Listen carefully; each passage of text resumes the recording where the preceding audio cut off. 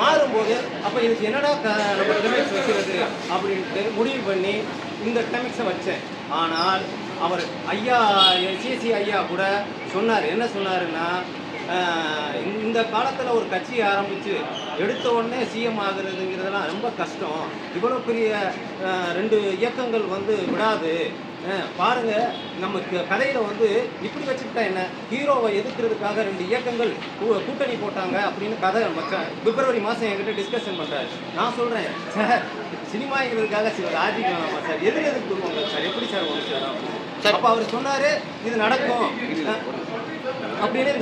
இது சினிமா தானேங்க நம்ம எடுப்போங்க அப்படின்னு சொன்னார். சரிங்க சார் நம்ம பண்ணிக்கலாம் சார் அப்படின்னு. ஆனால் கிளைமேக்ஸ் சத்தியமாக இந்த கிளைமேக்ஸ் இவர் சிஎம்மா ஜோசப் விஜய் அப்படின்னு நான் அந்த ஸ்கிரிப்ட் பேப்பரை படிக்கும்போது அவர் அவ்வளோ தூரம் உணர்ச்சி வசப்பட்டார். உணர்ச்சி வசப்பட்டது என் ஸ்கிரிப்டில் நான் சொன்னப்போ தான். அதுக்கு பிறகு தான் அங்கே நான் பார்த்தேன் சிஎம்மா பதவி ஏற்கும்போது. இதை நான் முன்னாடியே பார்த்துட்டேன். அவர் உணர்ச்சி வசப்பட்ட அந்த சாமி லாரன்ஸ் சார் வந்து நாயை கூட வந்து மக்களை ஒப்பிட்டு பேசினாரு. அதே மாதிரி கருப்பழனி ஐயா வந்து நாயை கூட வந்து மக்களை வந்து ஒப்பிட்டு பேசுறாரு.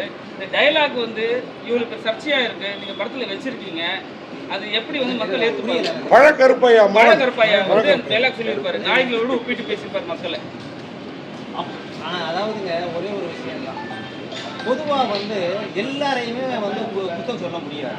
அது சில தவறுகள் பண்ணும்போது நம்ம யதார்த்தமாக பேசுகிறோம். இப்படி எல்லாம் இருக்காங்களே, ஓட்டை வாங்குறாங்களே, இப்போ நீங்களே சொல்லுவீங்க, கோட்டுக்கு ஓட்டை வாங்குறான், காசுக்கு ஓட்டு வாங்க. நியாயம் பேசுகிறான், உண்மையை சொல்லணும்னா நியாயம் பேசுகிற மக்கள் திருந்த மாட்டேங்கிறாங்க. அவங்களே போய் 1000 ரூபா வாங்கிக்கிறாங்க. புரியுதுங்களா? நம்ம நியாயம் பேசுவோம், மேடையில் பேசுவோம், 1000 ரூபா போய் அவனே வாங்கிக்கிறான். அப்போ தனி மனிதன் தன்னைத்தானே கட்டுப்படுத்தலைன்னா ஒண்ணுமே பண்ண முடியாது. அதைத்தான் நான் சொல்ல வர்றேன். மக்களை நான் குறை சொல்றேன். சரி ராமதாஸ் சார், ஒரே கேள்வி. நீங்க நல்லவருக்கு ஓட்டு கிடைக்கல தோத்துட்டாரு அப்படின்றது காமராஜரை மீன் பண்றீங்களா, ஸ்டாலினை மீன் பண்றீங்களா? இல்ல நான் பொதுவாக யாரையுமே மீன் பண்ணல. நல்லவங்க எல்லாம் தோத்துக்கிட்டு இருக்காங்க அப்படின்னு தான் நான் சொல்றேன்.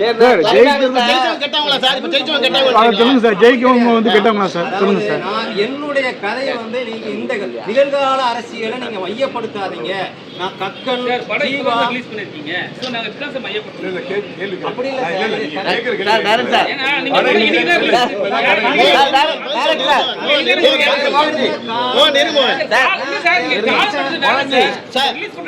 நீங்க கடைசியில வந்து மனநலம் பாதிக்கப்பட்ட முதலமைச்சரா பதவி வைக்கிறீங்க சார் நீங்க.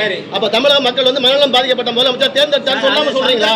அப்படி ஆயிருச்சு. இது கிளைமேக்ஸ் வந்து நான் முன்னாடியே 2 கிளைமேக்ஸ் வச்சிருந்தேன். மக்களால் தோற்கடிக்கப்பட்ட ஒரு மகான திரும்ப அந்த மகான மக்களுக்கு ஒரு மகான உருவாக்கணுங்கிறது ஒரு கிளைமேக்ஸ்.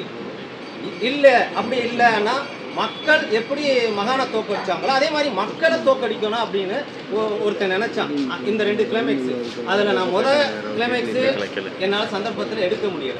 2வது கிளைமேக்ஸ் எடுக்கும்போது சந்தர்ப்பம் இப்படி ஒரு சூழ்நிலையை உருவாக்கிருச்சு. நான் இதை எனக்கு சென்சார் அதிகாரி படம் பார்த்துட்டு அப்படி ஐஏஎஸ் அவர் சொன்னார், இந்த கால சூழலுக்கு ஏற்ற மாதிரி அமைதே அப்படின்னாரு. சார் அப்படி இல்லை சார், நான் என் ரசஸெல்லாம் காட்டுறேன். நான் எலெக்ஷன் அறிவிக்கிறதுக்கு முன்னாடியே என் படம் ஷூட்டிங் ஃபுல்லாக முடிஞ்சுச்சு. இது எப்படி நடந்துச்சு? 1 மாசம் டைம் இருந்து மாத்திரலாமே சார். அப்போ நீங்க வேணும் வைக்கணும்னு வச்சு சார் இருக்கு.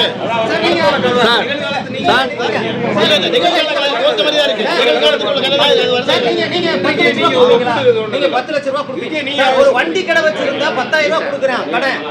சினிமாவுக்கு போனா 100 ரூபாய் கூட கொடுக்க மாட்டேங்கிறான். எப்படி நான் மாத்துவேன்? எனக்கு மாத்தணும்னு ஆசை தான். ராதா ரவி சார் கேளுங்க சார். இப்படி ஒரு ஸ்கிரிப்ட்ல வந்து ஒரே ஒரு விஷயம் சார், அதாவது இன்னைக்கு இருக்கிற சிஎம் வந்து நான் வந்து தப்பா சொல்லல, நான் அவர் அழகு பார்த்தவன், சிஎம்மா அழகு பார்த்தவன். இந்த கதை வந்து சிஎம் சாருக்கே தெரியும். அதே நேரத்தில் இன்னைக்கு மீனவத்துறை அமைச்சராக இருந்தவர் தான் அந்த பாட்டுக்கு 10 ரூபா நடிக்க வேண்டியது. அவர் என் ஆஃபீஸில் அவரும் நானெல்லாம் டிஸ்கஷன் பண்ணியிருப்போம் அந்த கதையை. சூப்பர், இந்த இதில் நான் எங்கேயோ போவேன் அப்படின்லாம் சொன்னவர். ஏன்னா அவங்களுக்குலாம் இந்த கதை தெரியும்.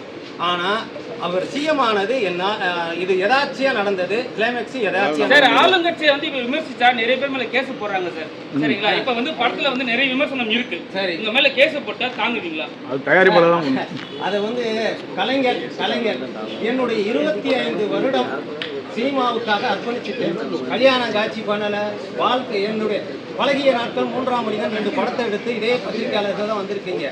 சொத்தவே அழைச்சிட்டேன், பேசியிருக்கோம், டிஸ்கஷன் பண்ணியிருக்கோம். மக்கள் தலைவான டைட்டிலே அவர் தான் கொடுத்தது.